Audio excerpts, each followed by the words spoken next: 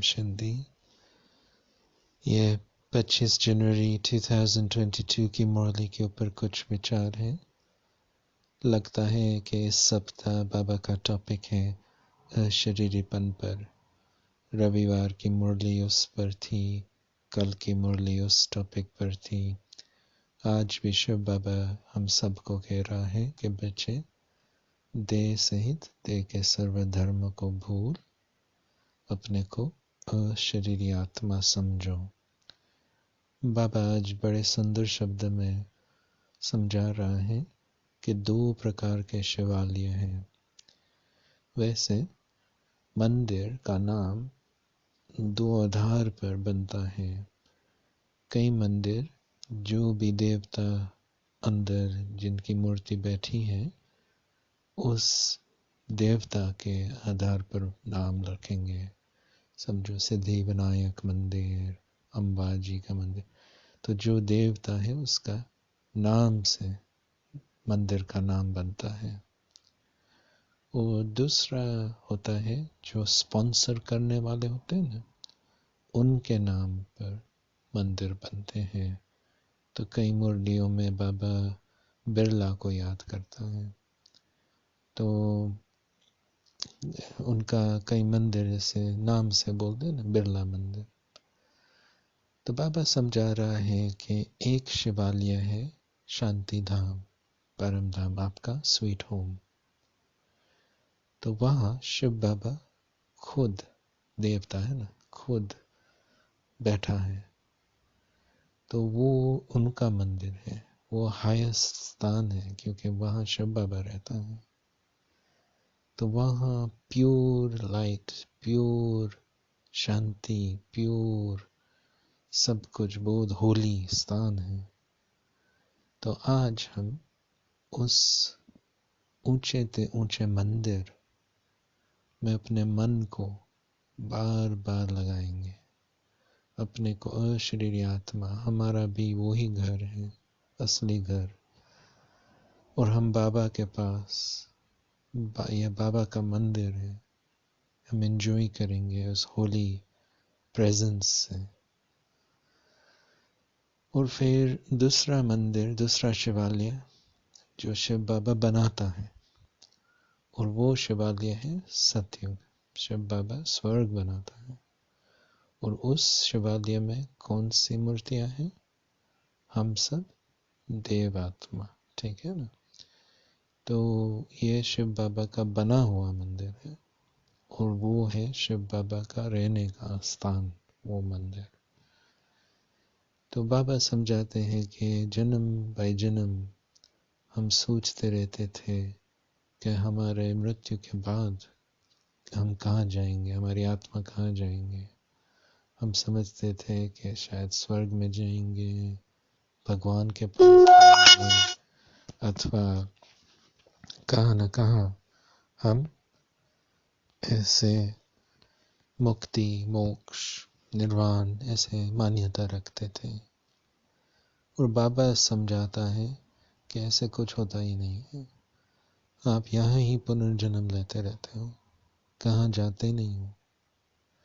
लेकिन इस समय जब कल्प का अंत आ गया है, शिव बाबा का अवतरण हुआ है, तो अब भी तुम जाने वाले हो मुक्ति और फिर जीवन मुक्ति में। तो अब भी होने वाला है।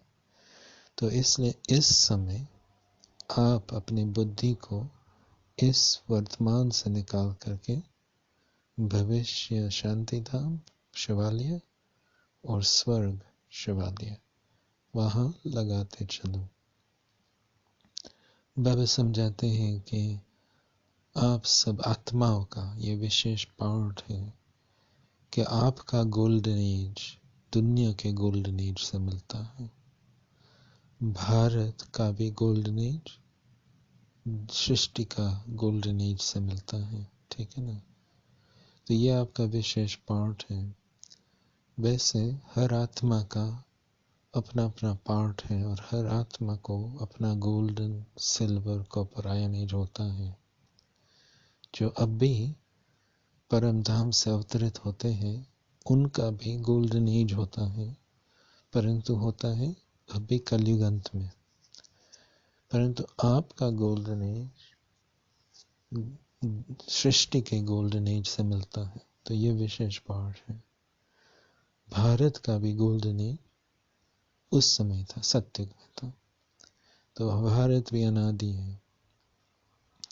बाकी हर देश का अपना गोल्डन एज होता है, कभी एक देश का, कभी दूसरे देश का, हिस्ट्री में वो बदलता रहता है।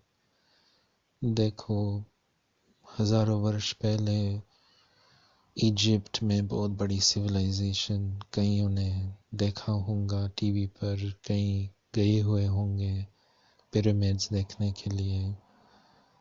तो वो जो सिविलाइजेशन उस समय की थी, वो तो बहुत बड़ी सिविलाइजेशन, बहुत शानदार, बहुत इम्प्रेसिव सिविलाइजेशन थी। पर तो अभी जाएंगे तो अब आजकल की सिविलाइजेशन तो क्या है। तो बाबा का कहता है कि गोल्डन एज उस समय का था, अभी इस देश का गोल्डन एज नहीं है। तो ऐसे कई देश हैं जो पास्ट में उनका गोल्डन एज था, अभी नहीं है। तो भारत भी ऐसा था कि था गोल्डन एज, उनका तो गोल्डन एज हाईएस्ट था, परंतु अभी तो नहीं है। तो वर्तमान समय और खास समय बाबा बोल रहा था, तो अमेरिका ऊपर आ रहा था। मैं समझता 1960s में ये सब पॉपुलर बनते गए। अमेरिका के म्यूज़िक, अमेरिका के फिल्म्स, अमेरिका के जो खाने पीने, फास्ट फूड, अमेरिकन कंपनीज चारों तरफ सब फैलने लगी। तो उस समय से ये कल्चर का भी पावर, क्योंकि अमेरिका सेकेंड वर्ल्ड वॉर के बाद भी बहुत पावरफुल सुपर पावर बन गया था, और अभी तो वही एक सुपर पावर है। तो बाबा समझाते हैं कि वर्तमान समय अमेरिका पर बृहस्पति की दशा है। तो क्या है कि जब कोई देश में जास्ती नवी आत्मा परम धाम से अवतरित होती है, तो उस देश की उन्नति हो जाती है, क्योंकि इतनी जो नवी आत्माओं का सतो प्रधान अवस्था होती है ना, तो देश को लाभ मिलता है, उनको बूस्ट मिलता है। तो देखो 100-200 वर्ष पहले यूके सारे विश्व का सुपर पावर था ना, उनका बड़ा एम्पायर था। तो उस समय जास्ती नवी आत्मा यूके में अवतरित हुई होंगी, परंतु अभी तो नहीं है ना, अभी तो उनका एम्पायर नहीं है। तो हर देश का अपना अपना समय होता है जब जास्ती नवी आत्मा की अवतरण होती है। तो अमेरिका में जास्ती वो अवतरित हुआ है उस तरफ, परंतु ये तो कलयुग है। तो बाबा कह रहा है कि साथ साथ राहु की दशा भी है। तो देखो अमेरिका का आधार भी क्या है, जो वहाँ के आदिवासी थे उन सबको निकाल करके ज़मीन चुरा ली, और फिर अफ्रीका से स्लेव्स, आयरलैंड से स्लेव्स ला करके, चाइना से स्लेव्स ला करके सारा ही जो बनाया, जो उनका देश है सारा ही स्लेवरी से बना है। तो आधार हिंसा, भ्रष्टाचार, अत्याचार, तो भल बृहस्पति की दशा है, परंतु साथ साथ राहु की दशा है। तो कितना प्रॉब्लम्स है वहाँ। तो ये है कलयुग, मिक्सचर ही होता है। और हर सिविलाइजेशन, स्लेवरी, ऐसे अत्याचार, भ्रष्टाचार होता ही है। भल गोल्डन एज में है, भल शौकार है, परंतु बहुत दुख भी साथ साथ होता है। तो बाबा समझा रहा है कि अभी बाबा तो मंदिर बना रहा है, तो बिल्कुल ही अलग, वहाँ तो कोई मिक्सचर ही नहीं। तो बाबा समझा रहा है कि अब भी आपको अपॉर्चुनिटी है सब कुछ सफल करने का, तो इसलिए ये चांस ले लो। तन मन धन वैसे तो लेके भी नहीं जा सकते हैं, तो क्यों नहीं अभी जीते ही सफल कर देंगे, शिव बाबा मल्टीप्लाई कर देंगे, तो बहुत अच्छा चांस है। और फिर उस समय 1960s में तो यज्ञ बहुत सिंपल था। इस 2 साल के अंदर लंदन सेंटर ने कई बारी एक वीडियो मुरली रखी है। मैं समझता हूँ लगभग 30 नवंबर 97 ऐसा कुछ डेट है। तो बाबा उस समय जो 30-40 वर्ष के भाई बहने ज्ञान में चल रहे थे, उनका सेरेमनीज था। तो जब बाबा उस समय के माताओं को देखता है, क्योंकि जो 1950s 1960s की बाबा के बच्चे थे, जो माताएं थे, फादर्स थे, तो बाबा उनको मिल रहा है और बाबा याद कर रहा है कि कैसे एक चावल मुट्ठी लेकर के और थोड़ी स्पाइसेस इसमें डाल करके सेंटर पर पहुंच जाते थे, और दादियों को बस ये एक सूखी चावल की मुट्ठी दे करके, ताकि उस दिवस दादी कुछ तो खावे। ऐसे इतनी सिंपलिसिटी थी उस समय। कई दिवस यदि ये नहीं मिलता तो दादियाँ खाती भी नहीं थी। दादियों ने ऐसे सेंटर्स चलाया है।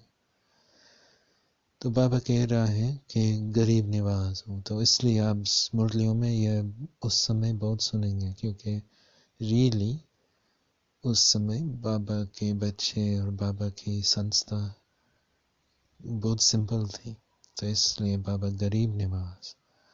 तो बाबा उस मुरली में कह रहा था कि देखो आईवल के समय, आईवल माना अति आवश्यकता, तो अति आवश्यकता के समय चावल मुट्ठी भी देना कितनी बड़ी बात है, कितना बड़ा महापुण्य है। तो हम चांस ले लेवे, क्योंकि अंत में ऐसे जनक लोग आएंगे, करोड़ बाबा के पास बहुत करोड़पति आते जाएंगे, तो उस समय हमारी कोई आवश्यकता ही नहीं होगी ना बाबा की। तो अभी हमें चांस है, क्यों नहीं हम ले लें। Om Shanti. These are some thoughts on the Murli of the 25th of January 2022. It seems like Baba's theme this week is on bodilessness. We had that in the Avyakt Murli on Sunday, we had it yesterday, and today Shri Baba is saying to us, children, practice forgetting all of the different identities of the body and consider yourself to be a bodiless soul. Think about where you're going now. For birth after birth on the path of bhakti, we've been thinking about an afterlife. Will we go to heaven? Will we go to nirvana? Will we be liberated? And Baba explains that none of those things happen in all those births. You just take rebirth in this world. But at this time of the cycle, you do have to think about an afterlife. And there's a very lovely title that Baba uses, which is Shivalya. And Shivalya means the temple to Shiva. Shivalya. So Shivalaya, Shivalya.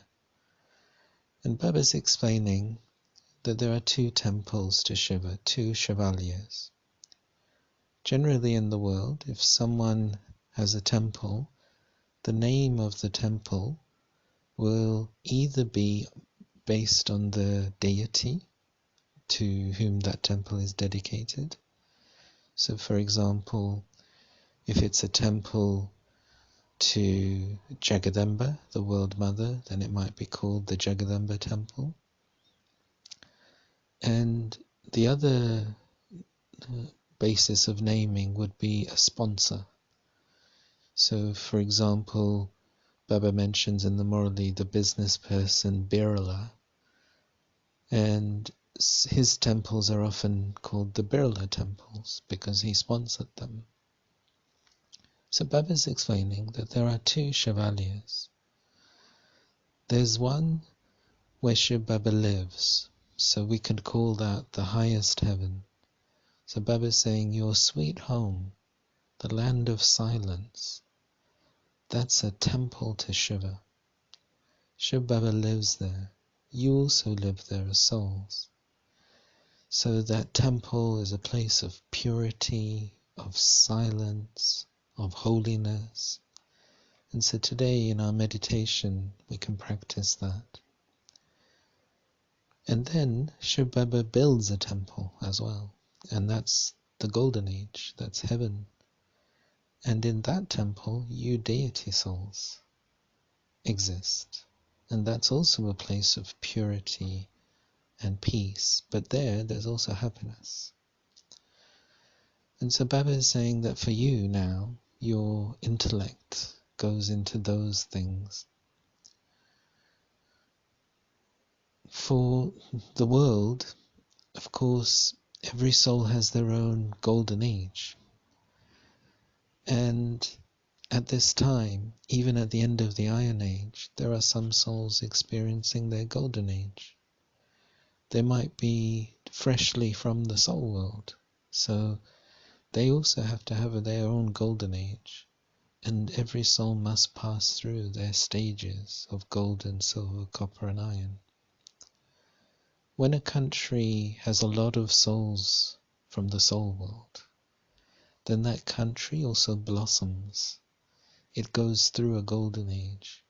And at different points in the drama, there's a concentration of souls in particular places. So we've seen in the last 100 years or so, maybe slightly longer than that, that a lot of new souls came down in America, and they have created this superpower that dominates the world at the moment.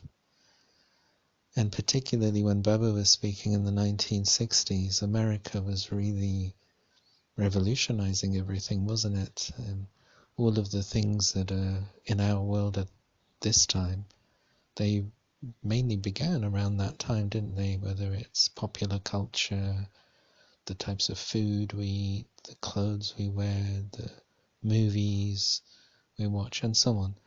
A lot of it came out of America, didn't it, at that time? So it was really going through a boom after the Second World War.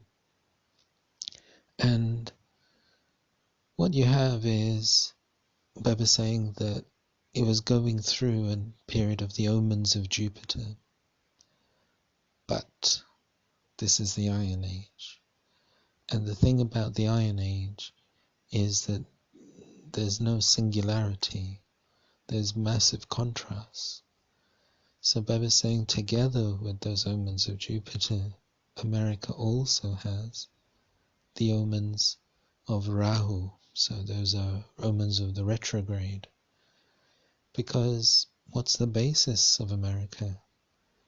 They eliminated the Native American tribes and stole their land, then brought slaves over from Africa, Ireland, then they had all sorts of slave labor from China. So how has that superpower been built? On what foundation? So together with those omens of Jupiter, there's also going to be the omens of retrograde, because the karmas are mixed. And this is what the Iron Age is like. So souls will have their golden age in the Iron Age, but that golden age is always tarnished. Whereas you souls have a special role in the cycle. Your golden age is when the world is in its golden age. And that's a very different role. So Baba is saying this is how this drama works. For example, in the past, there have been great civilizations of Egypt, and I'm sure many of you have seen or visited the pyramids and things. So they had amazing civilizations. So at that time, many new souls must have come down in that place. But now if you visit Egypt, it's very disappointing. So it's not in its golden age anymore. But really people go there because of that past civilization. So Baba's saying with India as well, you see, it had its golden age, and you souls were part of its golden age. India also has that special role in the drama of being an all-round place. So it also had its golden age when the world was in its golden age. But it's not in its golden age now, and Baba has come to restore those omens of Jupiter back into that land. And so his presence, Brahma Baba and Mama's presence, and then as we children also become pure, it benefits that country, but also wherever we are. Brahmins are in different places around the world, so wherever you are, you will be benefiting your country as you remember Baba, and you improve your purity, you remove the burden of sins, because you are spreading a sattvic, a sato vibration into your country. So your souls in your country will then progress because of you. So in this way, Baba is explaining to us that this is that new awareness that you have because of where you're going, who you are. Now Baba has come to give you that return for the future. So let's focus upon that practice. Let's carry on. Today let's enjoy experiencing the soul world as the temple to Shiva, and experiencing heaven as the temple to us deities, the temple of that Shiva builds. Om Shanti. Oh, and yes, just one more point, that Baba's also saying that it's a chance to use things in a worthwhile way. So we've got an opportunity to give into Shiv Baba's task, so then Baba can benefit more souls. And we've never had a chance in the cycle like this to get everything multiplied for our future births. And at the time Baba was speaking, the Brahmins were generally quite poor. It wasn't an elite institution at that point, and the daddies were living very simply. One of the video Murlis that's been repeated quite a few times in the last couple of years from the London Centre is, I think it's something like 28th November 97, something like that. And Baba is meeting the souls who were 30 and 40 years with Baba at that time. And when he's seeing the mothers who were 30, 40 years with Baba, so they were around in the 50s and the 60s, he really appreciates how some of them would just come with a cup full of dry rice and a few spices and go to the center and give it to Daddy, just to make sure that Daddy had something to eat that day. This is how simply they were living at that time. So this is why you hear this narrative in the Murli, that everything is just so simple in this. So Baba is creating heaven based on such simplicity, whereas other organizations were much more wealthy. Now times have changed, but you'll hear that narrative a lot at that time, how it was actually the pennies of the poor at that time that was keeping everything going and became the basis of everything else. Om Shanti.